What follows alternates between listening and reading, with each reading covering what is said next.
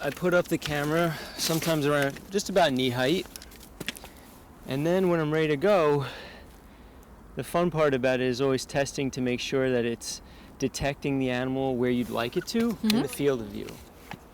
And one camera is good for about how many square feet or miles? It depends on the animal. When I'm doing a deer survey or coyote survey, I generally have these cameras spaced out every 500 meters. And that's roughly based on an average home range for female deer.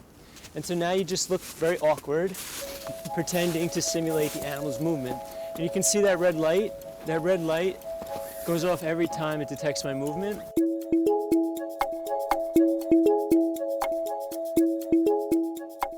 So I've been working on coyotes in New York City since about 2011.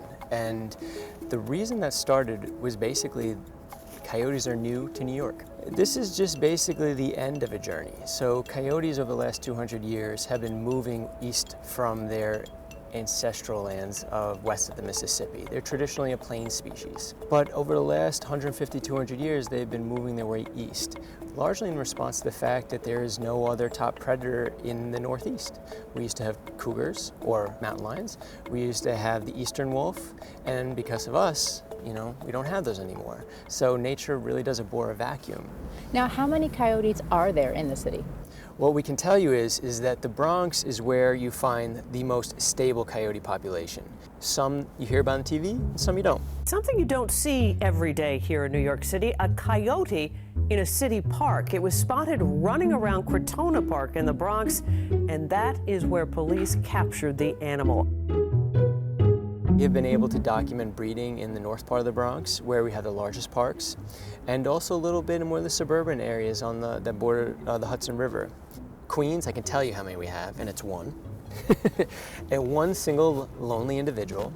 And Manhattan really doesn't have a permanent resident coyote. They come and go. Tell me about the coexistence between us and the animals around us. Living in close proximity to wildlife in suburban, urban areas is a new phenomenon in a lot of different places. And we have to always worry about the wildlife population, but also the human population.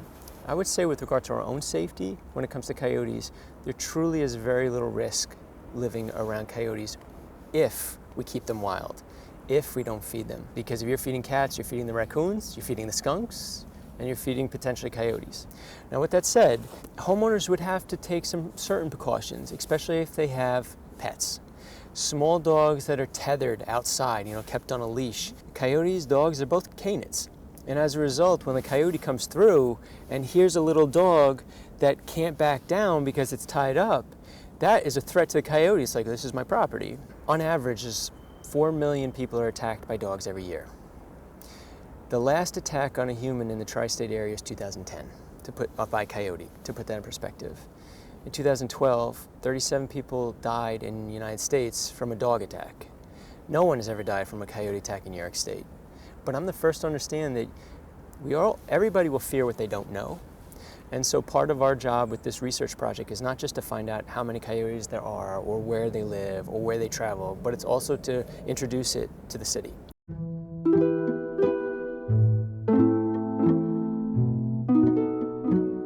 Coyotes are territorial, so once a family unit sets up shop and has its kind of little area it calls home, it really doesn't like other coyotes moving into that home.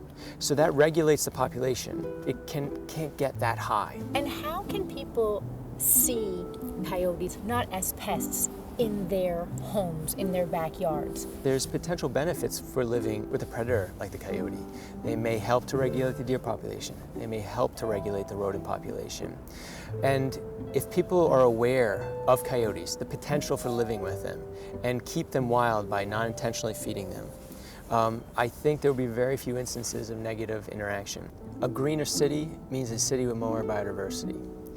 I don't really know why we would draw the line saying it's great to have green roofs, it's great to have cleaner water, it's great to have oysters, but we don't want coyotes or deer.